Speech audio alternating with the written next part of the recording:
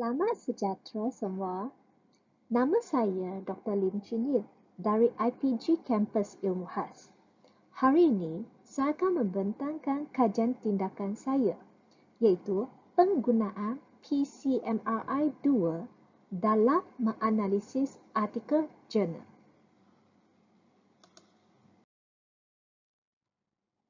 Permasalahan kajian.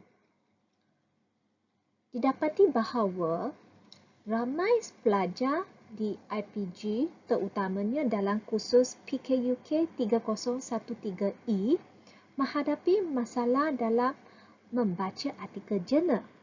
Didapati bahawa beberapa masalah yang dihadapi adalah mereka kurang kemahiran menganalisis artikel jurnal dan mereka mempunyai masalah dalam memahami isi penting dalam artikel jurnal. Dan masalah ini juga disokong dengan kajian-kajian lepas. Selain itu, pelajar-pelajar dalam kursus ini juga didapati kurang pengalaman dalam penyelidikan, maka timbulnya mereka mempunyai ada masalah dalam membaca artikel jurnal. Seterusnya, kita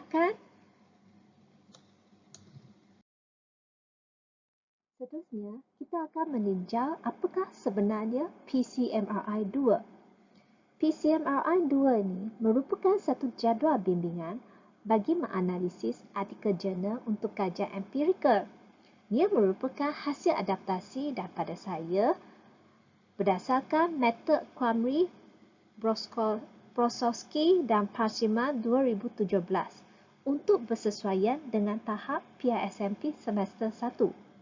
Tujuannya adalah meningkatkan kemahiran menganalisis artikel jurnal secara sistematik dalam kalangan pelajar. P mewakili purpose ataupun tujuan. Apakah tujuan tentang kajian penyelidikan tersebut? C merupakan konsep. Apakah konsep atau teori-teori berkaitan dalam kajian ini? M merupakan metodologi. Apakah metodologi yang telah diaplikasi dalam kajian? A mewakili result. Hasil dapatan. Apakah hasil dapatan dari kajian? I merupakan inference ataupun faktor. Faktor-faktor yang mempengaruhi hasil dapatan kajian. I seterusnya implication ataupun implikasi, iaitu apakah implikasi yang didapati dari kajian tersebut. Maka terjadilah PCMRI-2.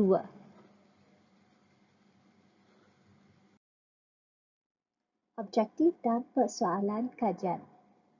Dalam kajian ini terdapat dua objektif kajian, iaitu pelajar dapat menganalisis artikel jurnal dengan menggunakan PCMRI-2. Kedua, pelajar dapat membuat ulasan berdasarkan hasil analisis PCMRI-2. Seterusnya, persoalan kajian, iaitu adakah pelajar dapat menganalisis artikel jurnal dengan menggunakan PCMRI-2. Kedua, adakah pelajar dapat membuat ulasan berdasarkan hasil analisis PCMRI-2.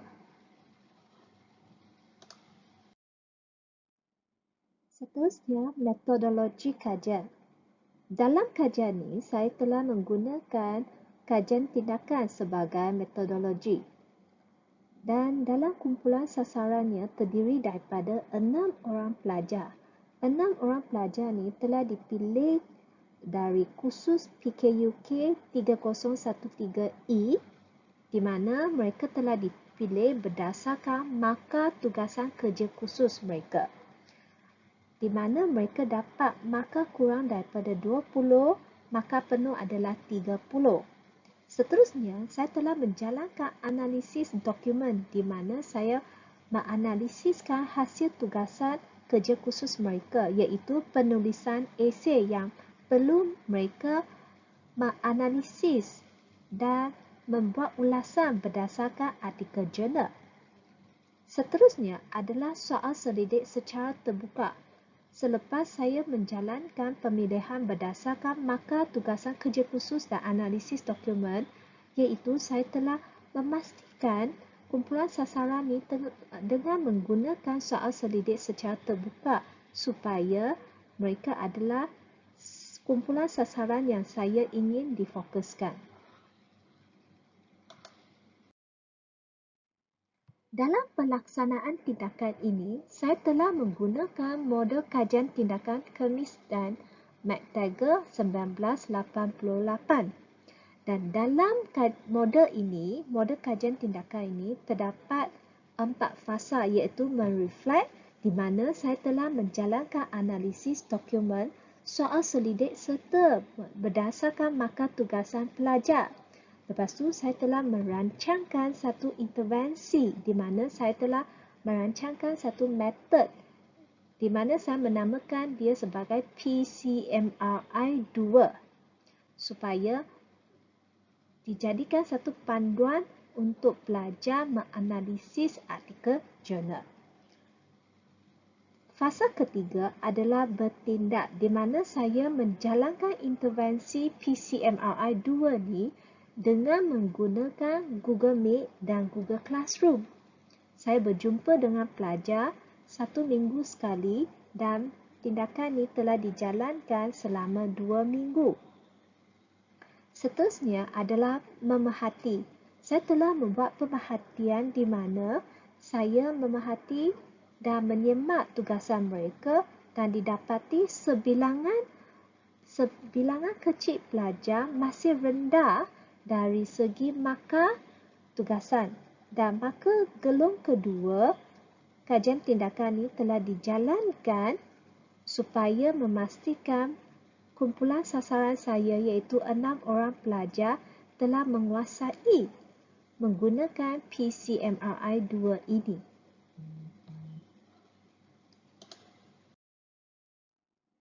Ini adalah keputusan kajian. Berdasarkan graf yang dipaparkan di sini, didapati bahawa pelajar-pelajar telah berjaya menggunakan PCMRI 2 ini membuat ulasan artikel jurnal dengan mendapatkan peningkatan markah dalam artikel ulasan tersebut. Didapati bahawa sebelum intervensi, markah adalah kurang daripada 20. Selepas menjalankan gelung pertama, mendapati terdapat peningkatan dari segi ulasan artikel jurnal. Dan seterusnya, dengan gelung kedua, secara keseluruhannya terdapat peningkatan yang baik iaitu semua pelajar dapat mencapai markah penilaian melebihi 20 markah ke atas dan paling tinggi adalah sampai ke markah 26. Jadual ini telah menyatakan bahawa pelajar-pelajar bukan sahaja dapat menguasai PCMRI 2 tetapi dapat mengaplikasi apa yang didapati dari PCMRI 2 membuat ulasan artikel jurnal dengan berkesan. Dan sini telah menyatakan bahawa dalam gelung pertama, terdapat 2 orang pelajar belum mencapai markah penilaiannya 20. Dan pada gelung kedua, kedua-dua pelajar ini berjaya mencapai markah penilaian lebih daripada 20. Dan hasil dapatan kajian ini menunjukkan bahawa pelajar dalam kursus ini dapat menganalisis artikel jurnal dengan menggunakan PCMRI 2 dan hasil dapatan ini adalah selari dengan hasil dapatan kajian yang lepas. Seterusnya, objektif kedua ialah pelajar dapat membuat ulasan berdasarkan hasil analisis PCMRI 2 ini, di mana ia juga adalah selari dengan kajian-kajian lepas. Seterusnya adalah refleksi dan cadangan kajian.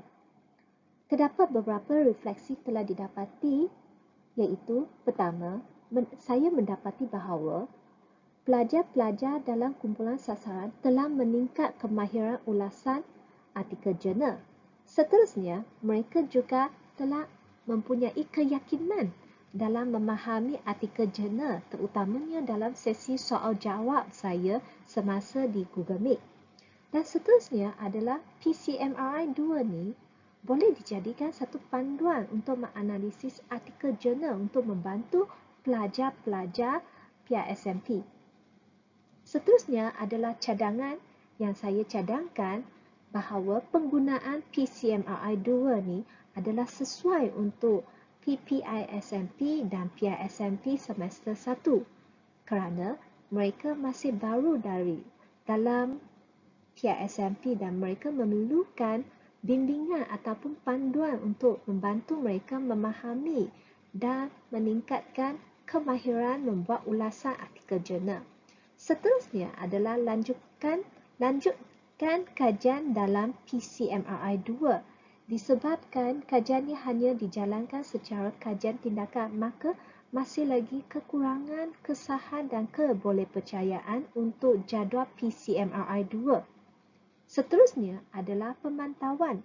Saya mencadangkan bahawa pemantauan untuk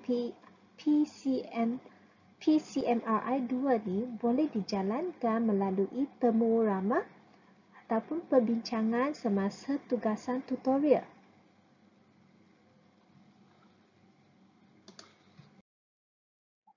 Itu sahaja daripada saya. Sekian, terima kasih.